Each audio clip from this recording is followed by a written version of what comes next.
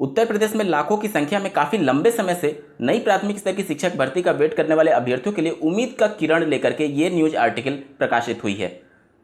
जहां एक तरफ लाखों अभ्यर्थी जो टेट सीटेट पास हैं वो चाहते हैं कि यूपी टेट से पहले शिक्षक भर्ती का विज्ञापन जारी हो जाए, वहीं ऐसे अभ्यर्थी जिनको अभी तक मौका नहीं मिला है या फिर अभी तक टेट क्वालिफाई नहीं कर पाए हैं, उनकी मांग ये है कि पहले यूपी टेट की परीक्षा का आयोजन किया जाए, उसके बाद ही शिक्षक भर्ती का विज्ञापन जारी हो।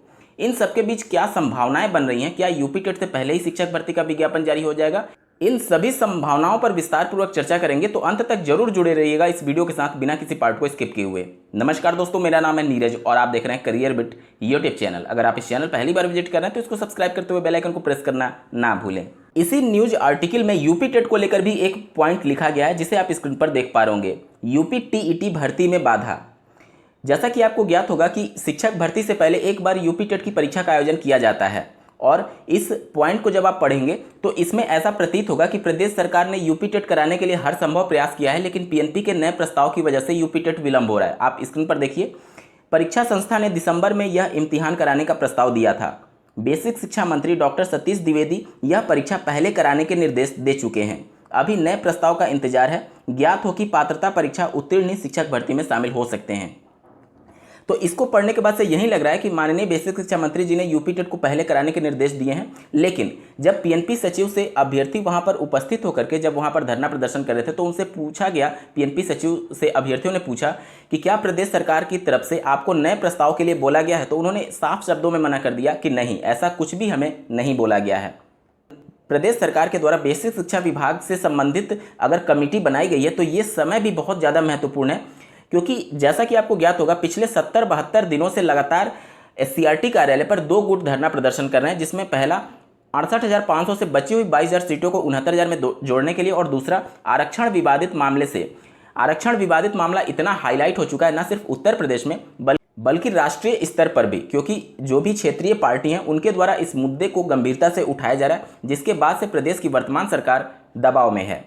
आरक्षण विवादित मामले को लेकर के लखनऊ में भारी प्रदर्शन विपक्षी दलों के द्वारा भी उनको समर्थन दिया गया है, जिसके बाद से इस कमेटी की रचना करना कहीं ना कहीं ये दिखाता है कि प्रदेश सरकार ये दिखाना चाहती है कि वह इन सभी मुद्दों को जल्द से निपटाने के लिए कोशिश कर रही है।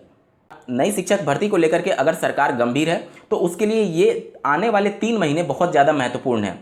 अक्टूबर, नवंबर, दिसंबर, इसी महीने में अगर कुछ विज्ञापन जारी होता है तब तो ठीक है, अन्यथा की कंडीशन में ये कमेटी सिर्फ उसी प्रकार से कमेटी बन करके रह जाएगी जैसे कि प्रदेश सरकार जब सत्ता में आई थी तो शिक्षा मित्रों की समस्याओं को लेकर के माननीय उप मुख्यमंत्री जी की अध्यक्षता में एक कमेटी बनाई गई थी, जिसकी रिपोर्ट आज तक सामने नहीं आ पाई है और इनके पूरे 5 वर्ष का कार्यकाल भी पूरा होने जा रहा है।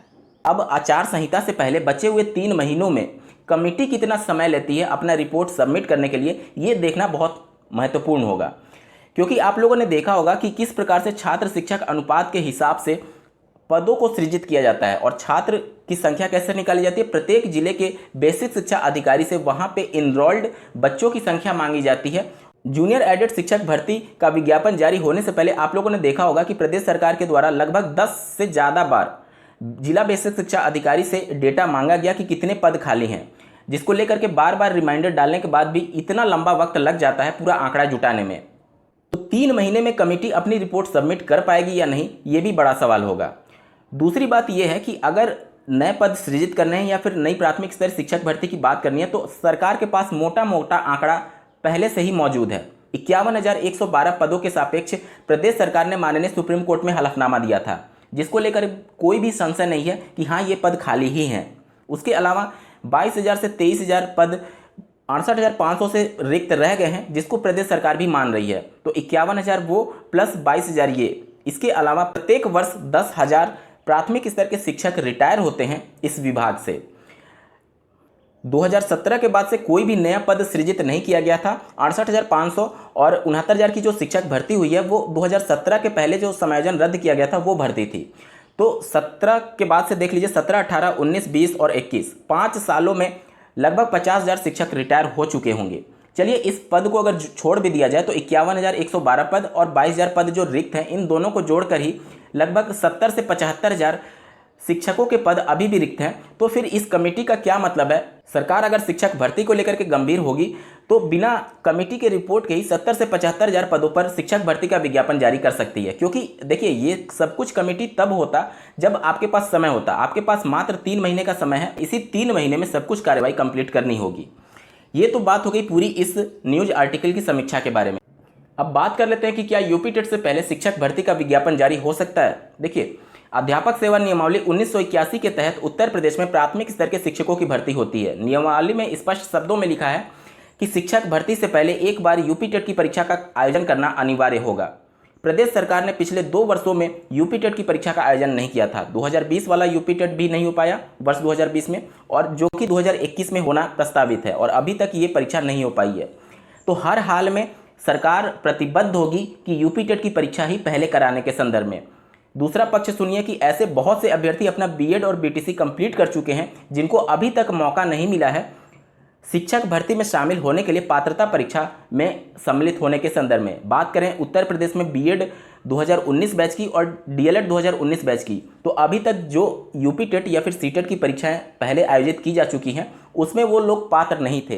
तो इनको अगर शिक्षक भर्ती में शामिल करना होगा तो जाहिर सी बात है इनके लिए सबसे पहले यूपी टेट की परीक्षा का आयोजन करना होगा।